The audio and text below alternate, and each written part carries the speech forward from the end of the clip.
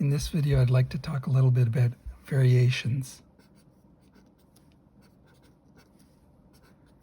Variations on a theme.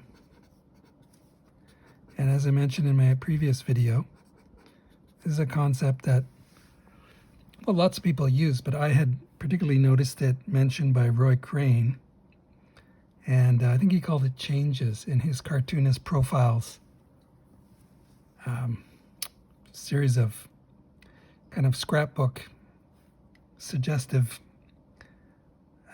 assemblies of suggestions for his assistants.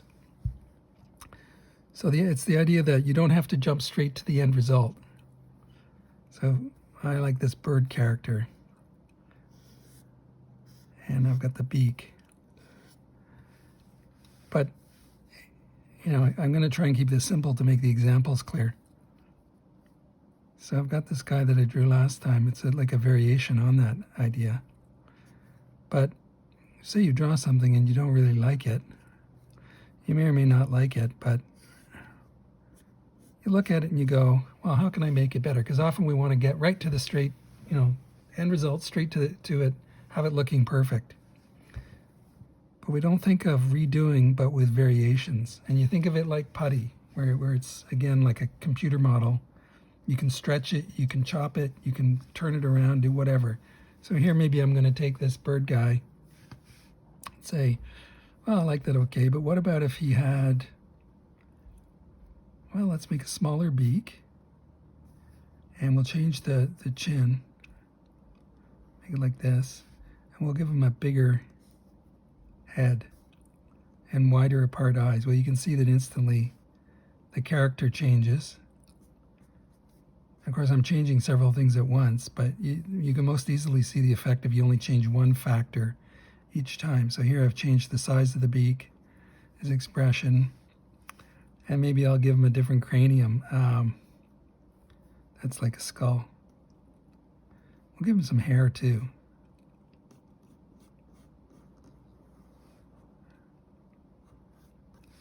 And it's a much more blocky square head and a thicker neck. Let's make it going this way. And let's make his chin kind of go straight down. So it's essentially the same character, but you've just moved stuff around. And I mean, really, it's infinite, and that's where the fun comes in. Often we get into making like a super fancy drawing, but we struggle with like all the details and wrinkles and all the fabulous stuff, but you don't think about the big basic stuff. And this is what really the best classic cartoonists kind of understood intuitively. And anyway, continuing on, like, so here if he's got like some kind of t-shirt here, I could make it let's put a collar shirt on him, but it's open.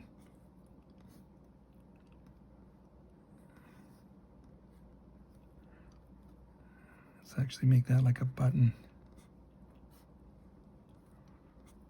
And then let's try something else here. So say I want to do something else again. I haven't changed the eyes. You could change any of the elements, but I'll maybe make a straighter beak over here and a different chin. And then what about, it makes me think, I just go with what I think. Like, what about making kind of eyes like this? And then let's give him more of a brow ridge. It's coming out like that. And I'll make a much lower forehead, almost no forehead. And then again, like I like to put ears on these bird creatures. It's kind of dumb, but it makes me laugh. Put a different kind of ear. So let's make a bigger ear. Makes it more humanoid if you make more of a human ear and more details. But you could put a dog-like ear. I like to just mix and match and not really worry about it too much. I've never really studied every last detail of every single animal, but I find it fun to kind of make it refer to them, but not tediously. And here I'm putting out like a neck Adam's apple. And what can I do for a different kind of, oh, I don't know, I could put a, what's it going to do? Okay, let's just do a turtleneck.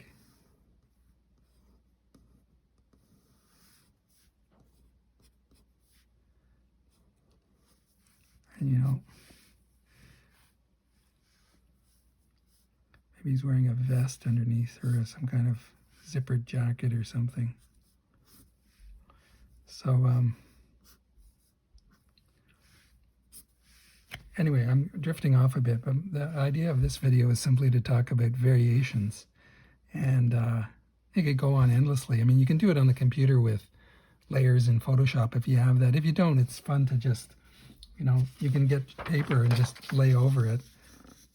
Like, I don't know if it shows in the video, but I can faintly, excuse me, faintly see what I've got underneath there. You could use a thinner paper than this. And then you could just trace over the ones and, you know, like say here, this guy, I'll put glasses on him. And you could do endless different kinds of glasses. But I'm going to do facial hair, which is funny. And if, you know, teeth can give character too. He doesn't really have an expression at this point, but I give him some neck beard too here, like some dots. So instantly you get different kinds of characters happening. Let's put some hair. I know, let's put a, let's make it like some kind of bad 70s movie.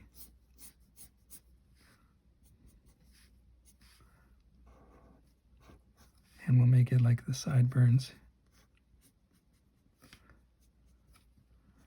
And a hint of like shine on the glasses, nostril. And let's get this kind of like is it a mullet almost? Not quite long enough to be a mullet.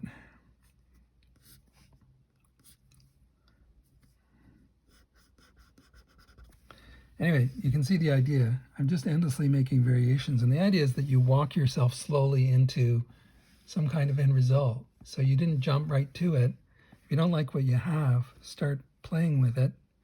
And not just endlessly redrawing exactly the same drawing you did, but just fiddling and fussing to try changing some more major things, like I'm saying, like proportions, types of elements, almost like you were plugging in different eyes, different noses, things like that. And again, this is what I learned from this Roy Crane. What I'll try and do in another video is dig up some of those sheets and show them to you so you can get the benefit of them, because they're really great. And they're done by a professional who was just a genius, Roy Crane. He did them for his assistants, and he had the gift of simplicity, something I've struggled with or fought against. And that's why, in fact, I started drawing these silly cartoons for myself a lot more recently, because I really never, as a teenager or whatever, getting into art, I was more attracted to the very complicated, detailed art.